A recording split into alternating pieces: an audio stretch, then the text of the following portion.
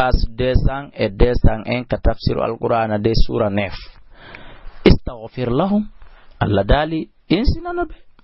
sida fala aw la tastaghfir lahum ma sida fala ki on ta insinanobe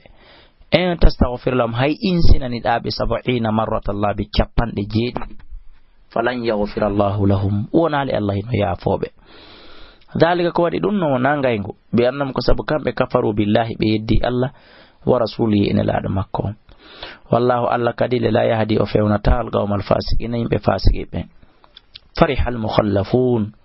weltike be do tultube be weltori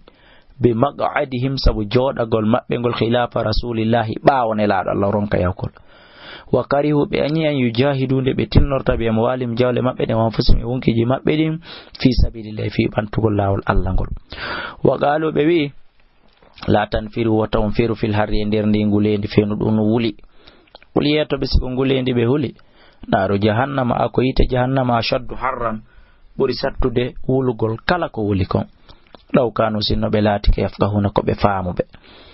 sibe jalde hande be welto be akkanda ganno faliyadu hakku yo be jalu galidan seeda waliyabuku be wullo e katiran ko doodi jasan ko do woni joddi be ma kanu sabu ko be lati ko yaksibuna be faggito fa irja'aka Allah sallallahu rutitima ila ta'ifatin faade feddego minhum e mabbe fasadanuka be disintoma be disotoma lil khuruj fi yaltugol faqul ko yaayibe lan takhruju on yaltata ma'iya wondude an abadan aduna wala an tuqatilu on habata ma'iya wondude an aduwan ganyo innakum sabana raditum subun on subino ko on wel torino bil qudi joda gongol awwala marratin ila karande lawol faq'udu jode mal khalifina wondude tultubben wala tusalli wa tajulu ala ahadin edo hay e goto minhum mabbe mata maydo abadan hande kadi poma wala takum wata daro kadi ala gabri edo gabru makko wattingol mo edo anagol mo fiw innam sabu kambe kafaru billahi be yeddi Allah goy wa rasuli ene laado makko wa matobe mayi wa kambe fasiqun ko be yaltobe doftare aya on mari sababun nuzul wala tu'jibuka wa tahawni kadi amwalum jawle mabbe den wala auladum wanabi be mabbe den inna ma yuridullahu andu Allah faala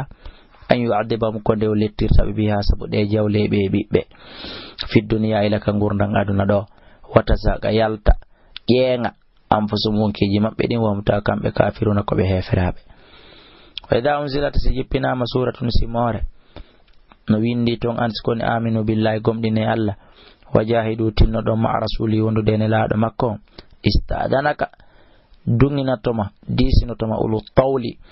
jomirabe yaajende ben jomirabe moyen on minhum e mabbe fiil tagol wagalu be laado men torke madarna accumen terto men nakun men laato ma'al qa'idina wondude e juudi ben haramen ya haali radu be weltori ben yakunu de be laato to ma'al khawalif wondude tultu ben o tobi anota ma ala gulubim kado berde mabbe fam kambe la yafqahuna be famata lakini rasulu sikoni tunne laado Allah walladina be ngamanu gomni me ma'ahu wondu be makko jahadu kambe be tinnore be mwalim jale mabbe den wa fusimi wonkeji mabbe din wa ulaika ben allahumul khairat ko be mojireji din wodani wa ulaika ben humul muflihuna ko be woni malabe adallahu lahum Allah marani be jannatin aljannaji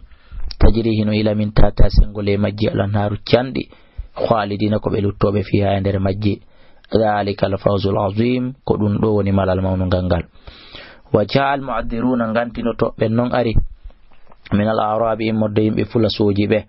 li udana lam fiya yanambe wa qa'ada alladhina jodi ben kadabullah fenambe Allah wa rasuluhu ila laade makko sayusibul ladina aray heba ben kafaru yeddebe minhum mabbe adabul lati alimun musude laysa ala du'afa wana alino fawilu bebe wawata yahude sabulo ere wala ala almarda wana edum nawnu bebe wala ala alladhina wana edu ben la yajiduna tawbe hebali ma yunfiquna ko be dépense be yaha bayle yawgol yaadi ngol no landi moy wana alna fawi be do ta tokala harajun bittindi nangitirede bakkatu fi be yahali idana sahu lillahi istayuni bela bani Allah wa rasuli ila makko ma ala almuhsinin he fawaki moƴƴino ɓen min sabili morde lawol nangetirede bakkato wallahu allah ghafurun ko yafotoɗo rahimun ko yurmeteɗo wala ala alladhina wana e dow ɓen kadi idha ma atawka tawɓe si ɓe arima li tahmilahum fiya fawtoɓe qul tawi ala ajidu mi heɓali ma ahmilukum komi fawtora on alayhi e dow mum tawallaw ɓe huccita wa ayunum ta gete maɓɓe ɗen tafidu heno yuppo min addam'i immorde gomɗi hasanan kasuno Allah tajidu fi ɓay ɓe heɓali ma yunfiguna ko ɓe etta sadaka ɓeɗo fo lawol lette fawaki ɓe innama sabilu ande lawol lettengol ko fawi ala alladhina ko dow ɓen yasta'dinunaka arayɓe disinoma wahum ta kamɓe on yaw ko ɓe alɗuɓe iɓe mari feere raduɓe weltore ɓen yakunu nde ɓe latoto ma al khawalifi wondude e tultuɓɓen